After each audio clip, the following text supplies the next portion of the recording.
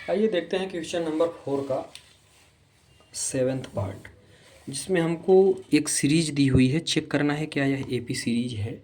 यदि यह AP series है तो इसके 3 टर्म और फाइंड करने हैं। देखिए, सबसे पहली बात कि जो मेरी फर्स्ट टर्म होती है उसी को हम ए मान के चलते हैं, वही मेरी ए होती है। तो ए बराबर, तो मुझे पहली टर्म यहाँ पे 0 दे दिया है ना।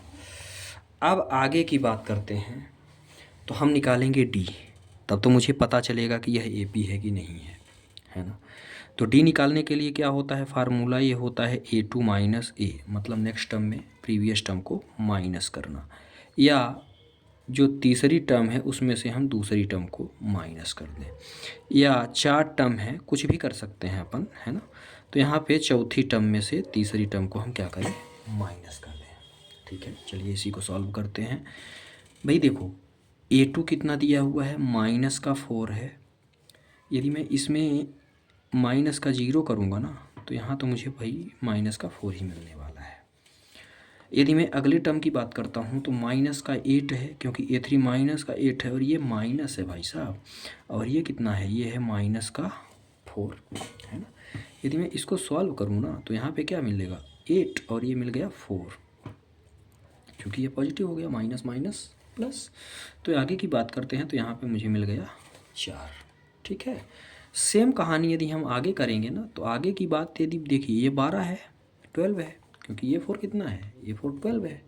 बहुत आसान है, कुछ भी नहीं है इसमें।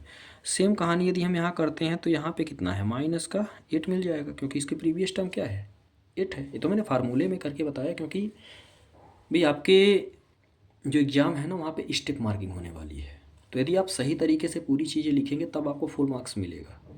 ठीक है, तो यहाँ से यदि हम इसको सॉल्व करेंगे, तो यहाँ पे मिला 12 और यहाँ पे प्लस का 8, तो कितना पड़ गया भाई, यहाँ भी मुझे यार नहीं, कुछ तो गड़बड़ हुआ, कुछ तो गड़बड़ हुआ, यहाँ भी गड़बड़ हो गया, क्योंकि ये बड़ी संख्या में घटा रहे हैं, और यहाँ भी मुझे मिल गया -4।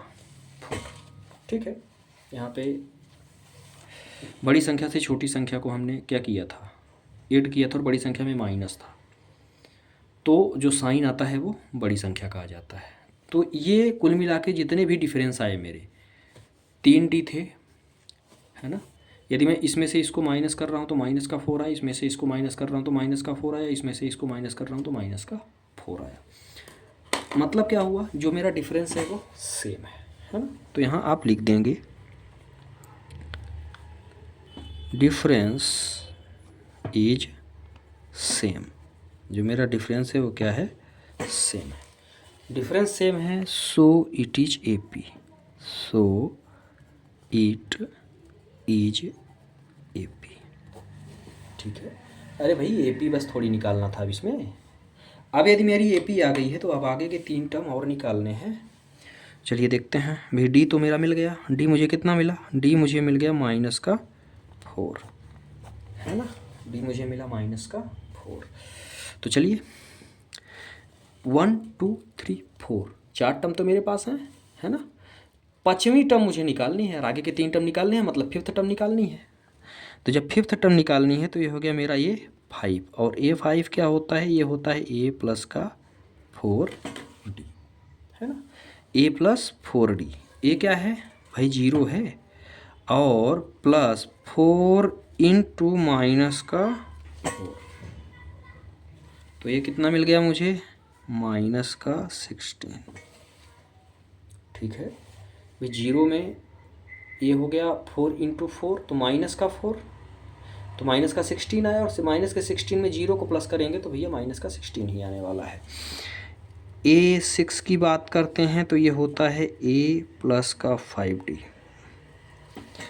A प्लस का 5D, तो ये तो 0 है, 5 इंटू -4, क्योंकि D तो सभी में सेम ही रहेगा।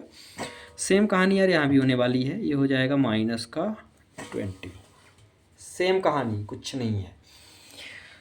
ए 7th टर्म, 3 टर्म निकालने थे, तो अगली टर्म की बात यदि हम करते हैं, तो यार अगले टर्म में मुझे क्या मिलने वाला है ये देखते हैं। तो ये हो गया A plus 6D, 0 plus 6 minus का 4, तो ये मुझे मिल गया -24। 4। ठीक है, तो जो आगे की हमको 3 टर्म निकालनी थी हमने इस प्रश्न में वो भी निकाल लिया। अब चलिए AP लिख देते हैं। तो पहला क्या है, यदि मैं AP की बात करता हूँ यहाँ पे, तो 0 माइनस का 4 माइनस का 8 माइनस का 12, ये तो मुझे प्रश्न में ही दिया था, है ना। हमने क्या निकाला, माइनस का 16 माइनस का 20 और माइनस का 24 सो ऑन इनफाइनाइट। इस तरह से ये प्रश्न होता है कंप्लीट। आप इसका स्क्रीनशॉट ले सकते हैं। क्वेश्चन नंबर 4 का 7वां पार्ट भी समाप्त हुआ।